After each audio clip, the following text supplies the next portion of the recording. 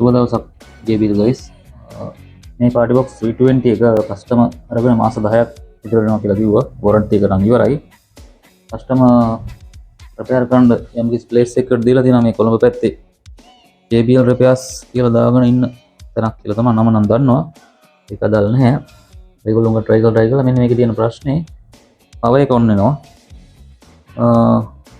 තප්පර 5ක් 6ක් ඒ වගේ ඇතුළත ඔටෝමැටිකලි ඔෆ් වෙනවා.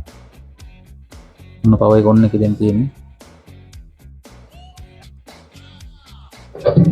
not off වෙනවා.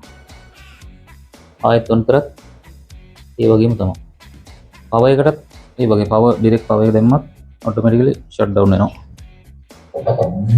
ඔන්න පව ඔන් වුණා ආයෙත්. මේක කවර් එක ගලලා බැලුවා. ඒක ලොකු හානියක් කරලා නැහැ. try කරලා තියෙනවා සෑහෙන්න නමුත් හදාගන්න බැරුව රිටර්න් කරලා. ප්‍රශ්නයක් නෑ ඒක වැදගත් එහෙම.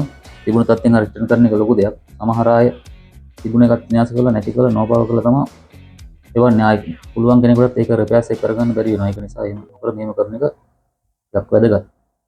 කොහොමවත් හිතවත් පාරිභෝගික මේ වගේ ප්‍රශ්නයක් ආවොත් පළපුරුදු වෛද්‍යවරයෙක් හමු වෙනවා. නිසා එහෙම නොවුනොත් පාටි බොක්ස් එකට ඉතින් සෝරිම තමයි.